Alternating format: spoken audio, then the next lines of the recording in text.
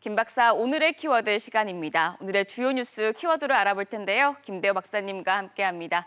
박사님 어서 오세요. 네, 반갑습니다. 네, 오늘도 5개 키워드 준비되어 있습니다. 첫 번째 키워드부터 함께 보시죠. 첫 키워드는 혼돈의 임대차 3법입니다. 임대차 3법의 윤곽이 드러나고 있습니다. 어제 추미애 법무부 장관이 국회에 출석해서 임대차 3법 개정 방향에 대해서 설명을 했는데요. 박사님, 일단 공개된 임대차 3법을 보자면 계약 기간을 2+2로 했습니다.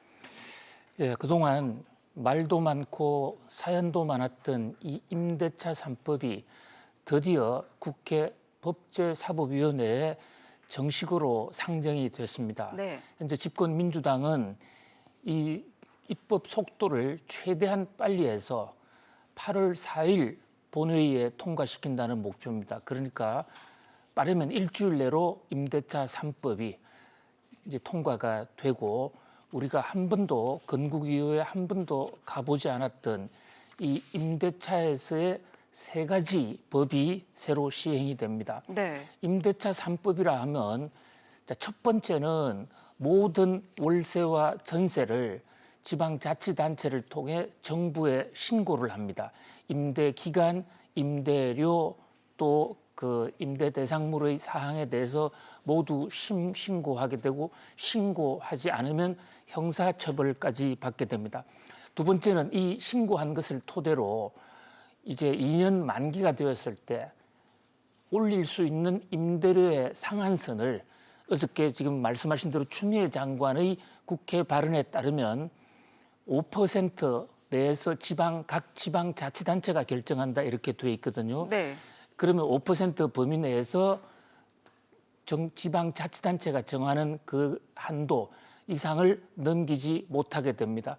그래서 그 계약이 마음에 안 들어서 임차인을 내보내려고 하더라도 세 번째 임대차 3법의 세 번째 법 계약갱신 청구권이 이 임차인에게 주어지기 때문에 임차인이 원한다면 임차인이 나가지 않는다면 임대인은 내보내지 못하게 됩니다. 그런데 네. 추미애 장관은 이것을 2+2로 해서 2년 계약을 2번까지 하는 정도의 계약갱신 청구권을 준다라고 지금 얘기를 하고 있습니다. 그런데 지금 국회에 제출돼 있는 법안이 한두 개가 아니기 때문에 도대체 어떤 법안으로 통과가 될 것인지 또 법안 수정 과정에서 어떻게 절충이 돼서 법이 어떻게 변질될 것인지 아무도 알지 못하는 상태입니다. 네, 그렇지 않아도 지금 임대차 3법에 반대하는 여론이 워낙 많기 때문에 여러 가지 쟁점들이 나오고 있거든요.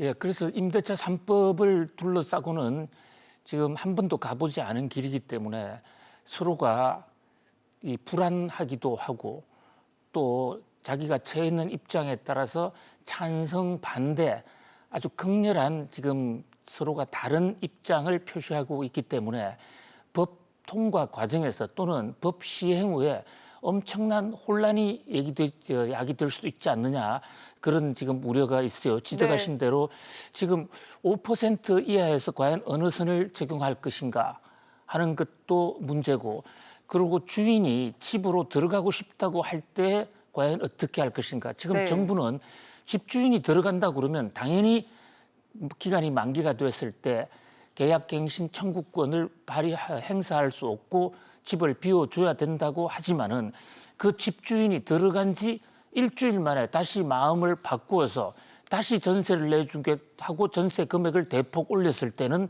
사실 이 법망을 피해갈 수가 있는 것이거든요. 네. 그래서 또 이 대목을 어떻게 할 것인가. 그야말로 대란 중에 대란이 아닌가 싶습니다. 이 해외에도 이런 임대차 3법 같은 것을 하는 나라들이 왕왕 있습니다만은 네.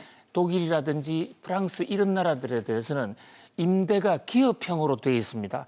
그래서 어떤 기업이 임차인 수백 명을 한꺼번에 거느리고 있는 이런 기업형 임대를 하고 있기 때문에 우리처럼 1대1로 임대인도 보호받아야 되고 임차인도 보호받아야 되고 둘 다 약자일 수도 있는 이런 전세 시장은 세계에 지금 우리나라가 유례가 없기 때문에 다른 나라하고는 비교할 수도 없고 또 다른 나라에서 그 유사한 예를 찾을 수도 없습니다. 네. 그야말로 임대차 3법으로 인한 대혼돈이 예상되고 있는데요. 마지막 국회 통과 과정에서라도 여야 간에 또는 국민의 의사를 충분히 수렴하는 것이 어떻겠나 이런 생각이 듭니다. 임대차 3법을 취지하는 그 뜻은 참으로 선해 보입니다.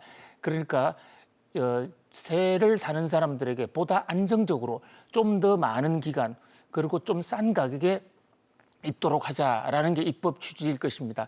그러나 우리가 많은 경제 정책을 추진하는 과정에서 이미 역사적으로 경험했다시피 마음이 선하다, 목적이 선하다고 해서 결과도 반드시 좋게 나오는 것은 아닙니다. 네. 많은 경우에 뜻은 선했으나 결과는 참담하게 빚어질 수도 있습니다. 임대차 3법에 의해서 오히려 전셋값이 크게 뛰고 또 전세를 구할 수 없는 전세 대란이 올 수도 있다.